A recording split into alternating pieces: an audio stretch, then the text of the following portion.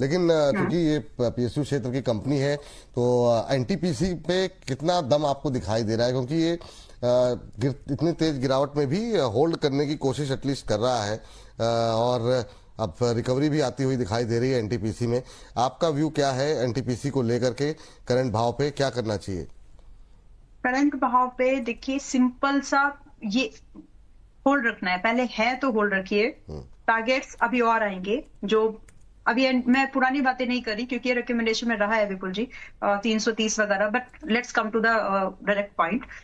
अभी यहाँ पर और टारगेट पॉसिबल है 420 और 450 तो बहुत आसान वाले टारगेट है। समय सीमा आपके हाथ में जो होनी चाहिए कम से कम 2 क्वार्टर्स, आज से कम से कम मतलब जून तक तो आप इनको होल्ड करके रख ही सकते हैं for these 2 targets. Now what should be the strategy? जिन्होंने मिस कर दिया है, फ्रेश बाय करे या नहीं करे? यस कर सकते हैं विद 50% एक्सपोजर। 100 रुपए लगाने का विचार किया था, आधा ही लगाओ, क्योंकि ये बताना जरूरी है कि आप जो लोग पहले से एयू वाले ही है वो सब भी, तो जो लोग मतलब व्यूअर्स जो लोग 330-20 से आए हुए हैं उनके लिए देखिए 17% प्रॉफिट है, जो साल भर में मिलता है एक अच्छी मार्केट में, वो इनको अभी मिल रहा है।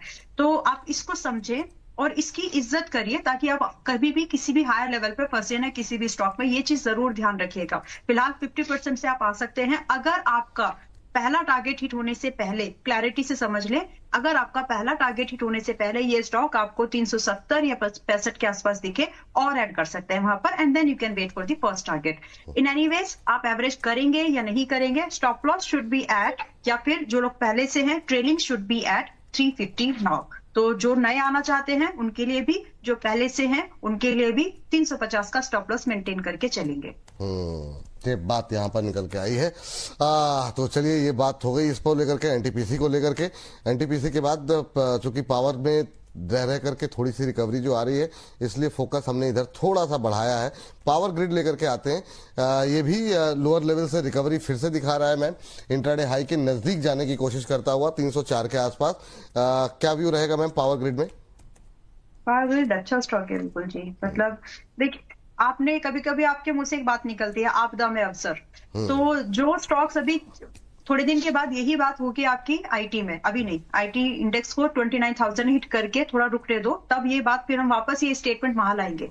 तो फिलहाल क्योंकि एनर्जी सेक्टर, आपका एक शो अभी जो इवेंट हुआ था मुंबई वाला, वहां पर बहुत अच्छी कुछ बातें थी, मैं लोगों को बताना चाहती हूँ, थोड़ा सा टाइम दीजिएगा। वहां पर बहुत अच्छी बातें कुछ हुई थी कि सेक्टर रोटेशन, कौन सा सेक्टर कितने समय में जहां पर आपको चलेगा या नहीं चलेगा, ये कैसे डिसाइड करेंगे? तो जो सेक्टर रोटेशन का जो पहिया है ना, उस पहिए में जो सबसे दबा हुआ सेक्टर इंडस्ट्री होता है, अगला नंबर कुछ समय के बाद में, एक अंतराल के बाद उसी का होता है जो टॉप पर होता है, मतलब जो टॉप पर आएगा। So saying this, energy was one of the sector जो बहुत अंडर परफॉर्म रहा। अब उसका नंबर है, इसको एज एन इन्वेस्टर उसको भुनाने की कोशिश करो।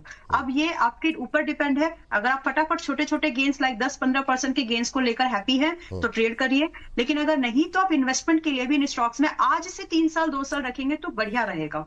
So saying this, power grid अभी भी मेरी नजर में 303 के पास में आ गया है। रिकमेंडेशन 250 और 260 पर भी दी है, बट टारगेट के बावजूद भी ये स्टॉक आपको डिप में मिलेगा तो खरीदने की ही कोशिश करना। अब आज नहीं खरीदना है, वो dip in my opinion should be at least 290, तो कम से कम थोड़ा सा और 3-4% का डिस्काउंट मिल जाए तो खरीद लीजिए। 2-4 दिन का वेट करेंगे, 290 आ भी जाएगा। अब आगे के टारगेट्स क्या है? कम से कम 330 जो सेकेंड टारगेट दिया था वो आएगा, और जो यहां से आपको, अगर मैं जब बात कर रही हूँ एक सेक्टर रोटेशन की जो मैंने बात की है, वैल्यू इन्वेस्टमेंट की जो बात की है, कौन सा सेक्टर में ग्रोथ आएगी वो जो बात की है, अगर आप उससे सहमत हैं तो आप ये समझ के चलें कि ये लगभग 400 भी जा सकता है। ठीक। इस बीच कभी हम लोग एनटीपीसी ग्रीन को लेके कितना, मतलब रिन्यूएबल पे इतनी बात होती है, लेकिन ये एनटीपीसी ग्रीन नहीं चला। अभी क्या करना चाहिए? 90 के आसपास ये चलेगा अभी कि नहीं चलेगा? चल जाएगा बिल्कुल जी, मतलब बहुत गिर गया है। अब मैंने भी वैसे इसको 2 साल होल्ड किया था मेरे पोर्टफोलियो में, और मेरे ख्याल से 3 बार एवरेज भी किया, बट क्योंकि मुझे फिर दूसरी अपॉर्चुनिटीज मिली तो फिर मैंने छोड़ दिया। So if that's the case with you, if you have better opportunities then NTPC green, तो आप चाहें तो पोर्टफोलियो में हल्के हो जाइए, but this is the time जहां से एक रीबाउंड, अच्छा रीबाउंड आप एक्सपेक्ट कर सकते हैं। सो आइडिया इज कि यहाँ से अभी एक अपसाइड शुरू होने की तैयारी है।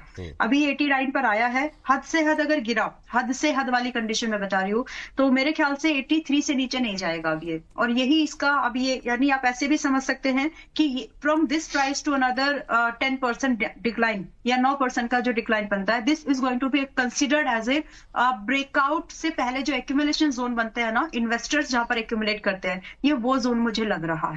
सो मेरे हिसाब से, क्योंकि प्रीमियम लिस्टिंग हुई थी इसमें, तो प्राइस में वो प्राइस कंफर्ट आना, एक्सपेंसिवनेस का कम होना, वो सब चीजों को टाइम लगता है फिर। तो वो समय अभी आ रहा है जहां पर इन्वेस्टर्स इसको भी सीरियसली लेंगे for the long term perspective. तो फिलहाल के लिए आप इसमें वही नजरिया रखिए। कभी कभी कुछ ज्यादा एक्सप्लेन करती हूँ तो वो सेक्टर स्टॉक की जो पॉसिबिलिटीज है उसके लिए करती हूँ, तो आप उसी हिसाब से अपने पैसे को प्लान करें। एग्रेशन में आके कोई ट्रेड जैसे स्टॉक की तरह प्लानिंग करेंगे, कुछ लोग एमटीएफ पे भी पैसा लगा रहे हैं विपुल जी। तो विद योर आपके माध्यम से मैं ये भी बोलना चाहती हूँ, मेरा target hit rate thank God बहुत अच्छा है, अच्छी रेंज, अच्छा गेन भी होता है।